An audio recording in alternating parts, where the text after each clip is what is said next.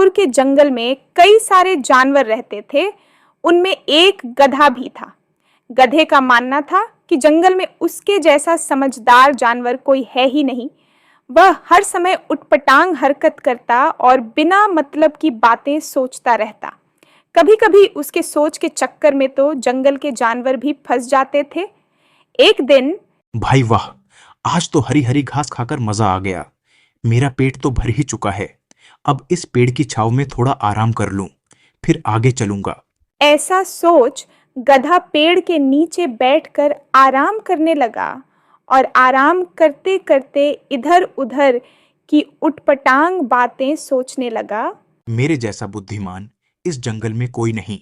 तभी तो समस्या आने से पहले मैं उससे बचने का रास्ता निकालता हूँ। जैसे मान लेता हूँ मैं यहाँ बैठा हूँ और जंगल में आग लग जाए तो मेरा क्या होगा? मैं तो बेमौत ही झुलस के मर जाऊंगा। तभी उसकी नजर जंगल के दूसरे छोर से उठ रहे धुएं पर पड़ी। धुआं देखकर गधा घबरा गया। अरे, यह तो सचमुच जंगल में आग लग गई। इसका मतलब अब मैं मारा जाऊंगा। नहीं नहीं, इससे पहले कि आग मुझे अपनी चपेट में ले ले, मुझे यह जंगल छोड़कर किसी सुरक्षित स्थान पर भागना चाहिए। ऐसा सोच गधा बेतहाशा भागने लगा। भागते भागते गधा खरगोश के घर के पास से गुजर रहा था। तभी खरगोश ने जब देखा कि गधा ऐसा भागता चला जा रहा है तो उसने गधे को रुका और पूछा, क्या हुआ गधे भाई, तुम इतनी हड़बड़ी में कहाँ जा रहे हो? भाई, मैंने पीछे एक जगह आग जलता हुआ देखा और फिर क्या, मैं तेजी से भागने लगा। बिना पूरी जानकारी के तुमने सोच कैसे लिया कि वो आग ही है? बगल से अपने घर जाते हिरण ने जब खरगोश और गधे को बहस करते देखा तो वो उनके पास पहुंचा और बोला, क्या हुआ भाइयों, क्या हुआ? तुम बहस क्यों कर रहे हो? अरे ये गधा बोल रहा है कि जंगल में आग लगी है। आग की बात सुनते ही हिरण बोला, अच्छा, वो आग, वो तो जंगल के राजा शेर सेम पार्टी कर रहे थे। ये बात सुनते ही खरगोश और गधे में जान आई। इस कहानी से हमें ये सीखने को मिलता है कि आधा सच झूठ से भी ज्यादा खतरनाक होता है। एक जंगल में हाथी और जंगल के राजा शेर के बीच भयंकर लड़ाई हो गई। यह लड़ाई काफी दिनों तक चली और अंत में शेर मारा गया। शेर के मारे जाने के बाद उस जंगल में कोई राजा नहीं हुआ। शेर की पत्नी शेरनी अपने दो छोटे छोटे बच्चों को लेकर जंगल के खूंखार जानवरों से बचते बचाते एक झाड़ी में छुप छुप कर रहने लगी। रात के अंधेरे में वह छोटे मोटे शिकार करके लाती और उससे अपने बच्चों का पेट भरती। समय बीतता गया और शेर के बच्चे छुप छुप कर रहते रहते ही बड़े हुए। छुप छुप कर जिंदगी जीने की वजह से वह दोनों एकदम डरपोक से हो गए। इतना डरपोक कि झाड़ी में बकरियों की चलने की सरसराहट से ही वह सहम जाते। माँ, मैं पास वाले झाड़ी में किसी जानवर के चलने की आवाज़ सुनी।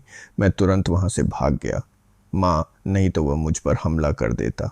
अपने बेटे को ऐसा डरपोक होते देख उसकी माँ बड़ी परेशान होती। बेटा, कुछ ही दिनों में तुझे इस जंगल का राज्य संभालना है और अभी से तू इतना डरपोक हो गया। तेरे पिता इस जंगल के भलाई के लिए कई लड़ाइयां लड़े और युद्ध के मैदान में ही शहीद हुए। उनका बेटा इतना कायर कैसे हो सकता है? इतना कायर राजा इस जंगल को कैसे संभालेगा? मैं कायर नहीं हूँ माँ। मैं खूंखार जानवरों से दूर भागकर अपनी आत्मरक्षा की है और आत्मरक्षा करना कायरता नहीं होता है माँ। समय बीतते हैं। एक दिन झाड़ी के पास से जब माँ बेटे गुजर रहे थे तो उनको किसी सियार के बच्चे की रोने की आवाज सुनाई दी। आवाज सुनते ही शेरनी ने एक कोना पकड़ लिया और अपने बेटे से कहा, बेटा, उस झाड़ी के पास जाकर देखा तो कहीं उसमें सियार के बच्चे तो नहीं हैं। परंतु माँ, मैं अकेले कैसे जाऊं? कहीं वह मुझ पर हमला कर दिया तो? माँ, वहां जाना खतरे से खाली नहीं है। बेटा, मैं तेरे इसी डर को तेरे अंदर से निकालना चाहती हूँ। ये मत भूल, तू एक शेर का बेटा है और एक शेर का बेटा ऐसे डरा नहीं करता। पर माँ, मैं अकेला नहीं जाऊंगा। तू अकेला कहाँ है बेटा? मैं यहीं से तुझ पर निगाह रख रही हूँ। मैं तुझे कुछ होने नहीं दूंगी बेटा। अब तू बात मत बना, जल्दी जा और देख कर आ। पहले तो शेर के बेटे में अकेले कदम बढ़ाने की हिम्मत ही नहीं हुई, पर दिन का उजाला और माँ का साथ देख धीरे धीरे दबे पांव वह झाड़ी की तरफ गया। वह एक कोने से झांक के देखा तो उसे सियार के 2 छोटे छोटे बच्चे नजर आए। तभी अचानक सियार जंगल से मांस का टुकड़ा मुंह में लिए झाड़ी की तरफ आने लगा।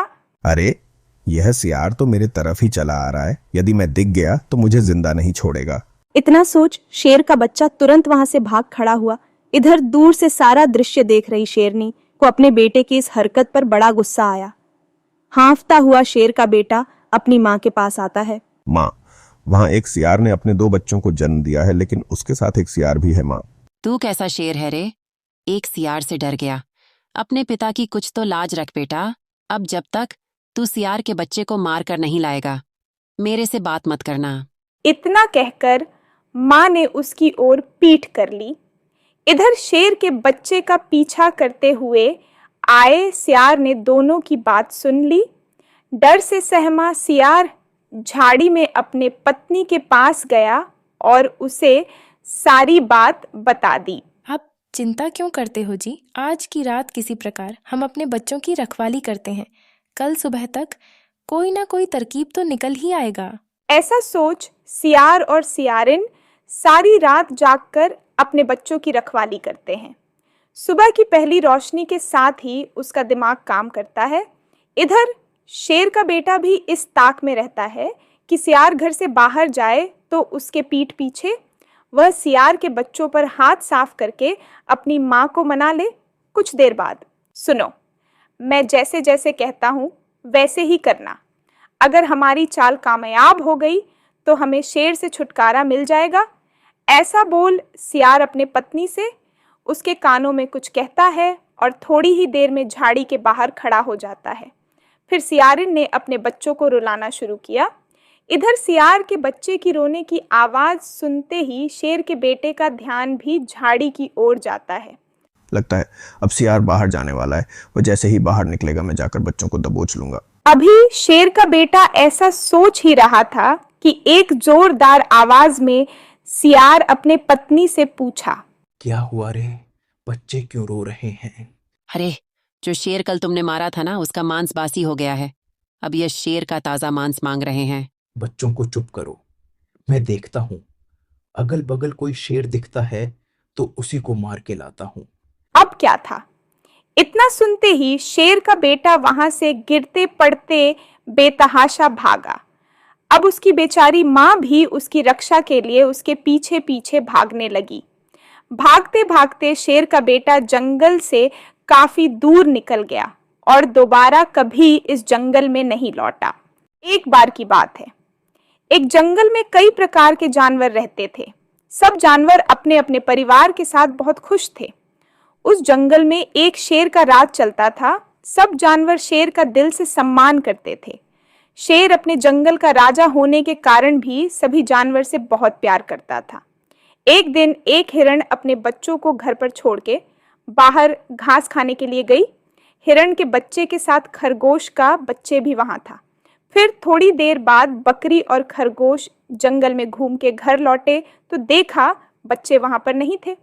वह दोनों अपने बच्चों को ढूंढने के लिए यहाँ वहां देखने लगे, पर उनको उनके बच्चे मिले नहीं। वह तुरंत शेर सिंह के पास जाकर अपनी बात बताते हैं। तभी शेर सिंह अपने सभी जानवरों को बुलाया और सभी से बोला, आप लोगों ने हिरण और खरगोश के बच्चों को देखा है क्या? अगर किसी ने देखा हो तो तुरंत जल्दी बता दो। पर अगर मैं ढूंढने निकला और तब वो जानवर पकड़ा गया तो मैं उसे छोड़ूंगा नहीं।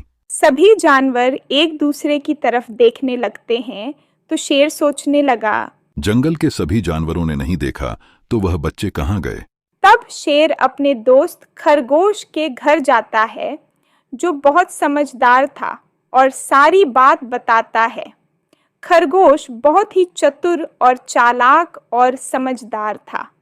वह खरगोश और हिरण से पूछता है, आपके बच्चे कहाँ पर खेल रहे थे? मुझे वहां पर ले चलो।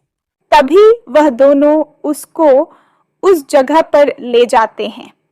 खरगोश वहां पर जाने के बाद उस जगह को बहुत अच्छे से देखता है। तभी खरगोश उन दोनों से कहता है, मैं आपके बच्चों को वापस ले आऊंगा, अब आप चिंता मत करें। यह बोलकर जब खरगोश ध्यान से देखता है तो उसे भेड़िए के पैरों के निशान दिखते हैं, तो वह समझ जाता है कि बच्चे भेड़िए के पास है। वह अकेले जाने की सोचता है, पर उसके दिमाग में एक सवाल आता है, मैं तो एक नन्हा सा खरगोश हूं, मैं अकेला गया तो भेड़िया मुझ पर हमला कर देगा। खरगोश शेर को लेकर भेड़िए के गुफा के पास जाता है और वह दोनों गुफा में जाते हैं। तो वह दोनों बच्चे वहीं पर थे और भेड़िया भी वहीं पर था।